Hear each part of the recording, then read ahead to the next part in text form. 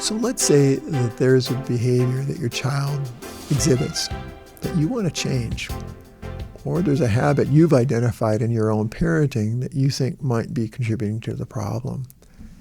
How do you go about changing it?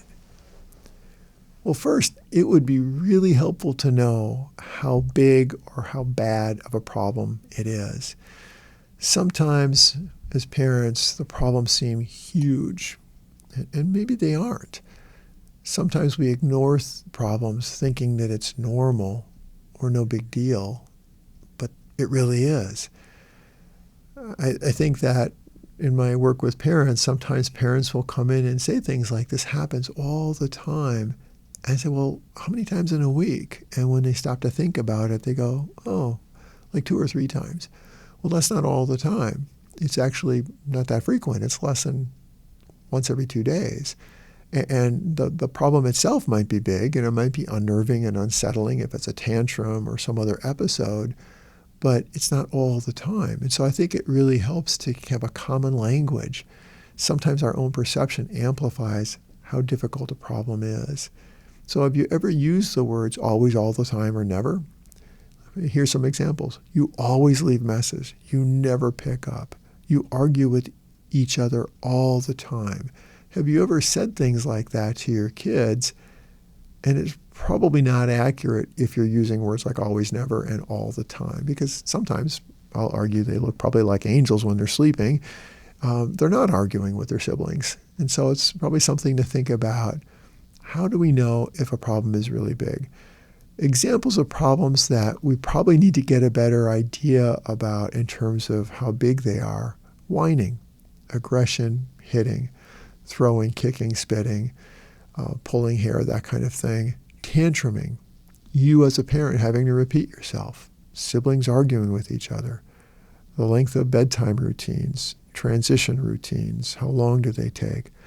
Negative reactions to children not getting their way. Reactions to children hearing the word no. Difficulty waiting, difficulty tolerating frustration. Those are examples of things that when parents experience those, how do we know how bad it is? So why is it important to know how bad a behavior is? Well, there's a bunch of reasons. One is so that you can know how much effort to put into addressing the problem. Having some way to measure it really serves as a reality check on the problem behavior you're observing. It also means that you might want to consider keeping track of the problem behavior for a few days or a week. We call this a baseline. Just get an idea of how much of a problem you're really trying to deal with. And that means without some new intervention, the problem happens this often, whatever that is, once a day, 6 times a day, 2 times a week. Just getting a baseline can be really helpful. Why is it important to keep track? Well, it's important so that you can know if what you are trying to do differently is working. Also, if your child is trying to change this behavior, it helps them to see if they're making progress. Finally, if you seek professional help, your provider may ask, how big of a problem is this? Imagine the reaction if you lay out a month's worth of data and data points that describe the problem behavior. They're going to be impressed. You've been doing your homework and you know what the problem is. You know what you've tried is or isn't working, and they have a starting point to work with. Because very often, especially those of us who work with children, we're going to ask, how often is this happening? So we call it the functional behavior assessment.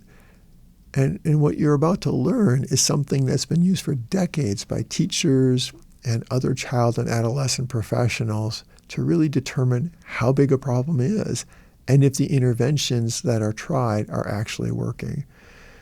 You're trying to figure out what the patterns are that may help you better understand why your child is doing what they're doing, and you're trying to map them out. So let's call it keeping track, because functional behavior assessment is a mouthful. What does it mean? Well, first you have to identify the problem behavior. Is it whining? Is it hitting? Is it talking back? Is it not listening? What is a specific thing that is bothering you versus my child's just exhibiting bad behavior? What is it they're doing that you want to work on changing? And then the next 3 points are really important. We have to figure out the frequency, how often this behavior is happening. We have to figure out the duration, how long the period is when the child is behaving this way. And we have to determine how bad it is, the intensity. And so, for example, if we are trying to figure out a child's temper tantrum, we want to know how often do they tantrum. Is it 3 times a day, 5 times a day, once every 2 weeks? How often is it? That's the frequency. The duration, when they tantrum, do the tantrums last for 5 minutes? Do they last for an hour and a half? Or is there a range, anywhere from 5 to 15 minutes or from a half hour to 45 minutes? What's the length of the episode when it happens? And the intensity. Sometimes it's subjective, but for parents to scale it, is it really minor or mild? Do they just get frustrated and get over it quickly? Or does it tend to be really intense and things are broken and the whole family's feeling really stressed out when it's over? And so those are the 3 things that we try, the 3 points of measurement that we try to get when we're looking at a specific behavior.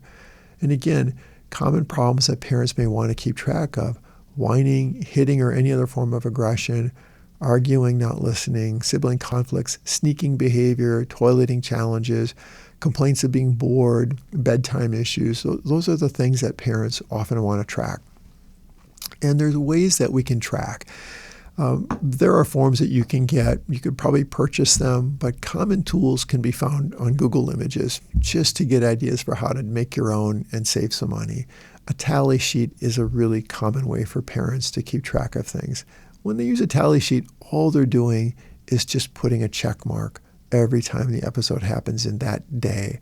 It's a really simple, straightforward, fast, efficient way for parents just to keep track. How many times did my child talk back? How many times did I have to repeat myself before the child did something? How many times did I have to correct my child when they were not listening? It's just keeping track of the behavior. That's one way to do it, and it's efficient, but it doesn't always give you a lot of information. It will give you some knowledge about the frequency of a behavior. A behavior log or journal takes a little bit more time. Parents oftentimes fill them out at the end of the day or when they have a break. And it's an opportunity to try to figure out what triggered the behavior. We call it the antecedent, the ABCs, the antecedent. What triggered the behavior? What was the actual behavior? And then what was the consequence? And so I told my child they couldn't have a second popsicle. That was the antecedent. It was dinner. It was after dinner. They had a temper tantrum that lasted for 25 minutes. And then the consequence, they wound up going to their room to calm themselves down. And so just keeping track of it. What was the trigger or the antecedent? What was the behavior that they did? And then what was the outcome? Sometimes the outcome isn't going to the room. Sometimes they get the second popsicle. Sometimes they find something else to do. Sometimes they escalate it to breaking something. But just keeping track in a log, it gives you as the parent a sense of the pattern of what's going on. And you might discover, when they hear the word no, or because I'm keeping track at the time, this is when they're tired or when they're hungry, or maybe when they're feeling overwhelmed. And so it can be a really useful tool, although it can be time consuming to keep track using a behavior journal. A third form of record keeping is called the duration record. Sometimes behaviors happen so much that you would run out of pencil lead if you're keeping tally marks because they just happen so often. And so rather than trying to mark down every single time a child doesn't listen, or every single time a child whines, or every single time a child does a behavior that just happens a lot, we just keep track of the amount of time. It seemed like for 20 minutes they were whining, or from this period of time to this period of time there was no whining. And so we keep track of the block of time rather than the specific behavior. Did it occur in this block of time or not? And then the fourth record-keeping device, I should say, is called a behavior graph. And it's really taking a bigger picture of how things go across a longer period of time. Many behavior graphs that you'll find on Google Images look at a week. They could look at a month. But it might be putting in the vertical column the number of times a behavior occurs in a day, and then once you start an intervention, noticing if that number of behaviors that you're trying to prevent or change, if that decreases once you've started an intervention. So it gives you kind of a visual picture of whether or not you're seeing improvement in the child. Let's recap. Knowing how big or challenging of a problem we are seeing can really help us better understand the problem. We see many patterns or specific triggers to a problem. When we see them, we're better able to understand what is motivating the child to act this way. Sometimes our own reaction can contribute to that problem behavior. Knowledge is power. And when we see what the cause and result of the behaviors are, we're in a better place to change those behaviors. We may be also able to determine if maybe we need to seek professional help for the problem once we have a sense of how big it is or how it affects others. In this episode, we've described several ideas for better understanding the problem behavior by keeping track. Give some thought to keeping track of one or two of your child's behaviors for a week or so. You may discover that it is not as bad as you imagine, or it may be bigger than you thought. Whatever the result, you have a baseline to start from. You can keep track in any number of ways. Tally marks, the journal of records, that kind of records the triggers, the behaviors, the outcomes. This may help slow it down to better understand the function of the behavior. Why does my child do what they're doing? If the problem is really chronic or seems to happen for large parts of the day, like whining, use a duration record. That helps us keep track of the times of day that problems occur. A behavior chart can give us a view at a glance of the frequency across a week or a month so we can see if there's been improvement. Having a better understanding of the problem behavior can make it easier to figure out how to respond as a parent. And when you are responding, you can track to see if the behavior starts to change. Please, please, please be aware that when we make changes that affect others, they may not always appreciate it. There's going to be some pushback.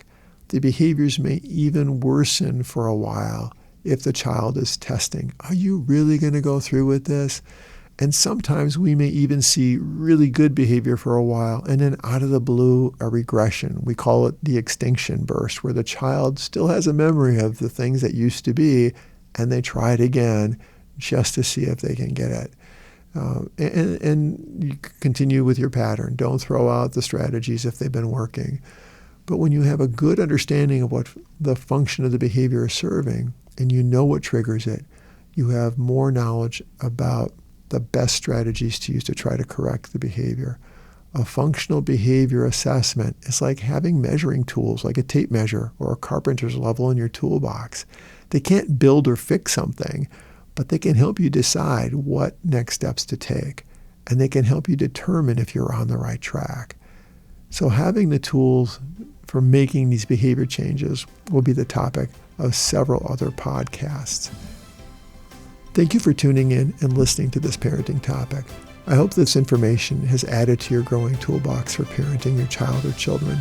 Please consider exploring other topics in this series. Remember, no one parenting tool can do everything. We need many tools to become the best parents for our children.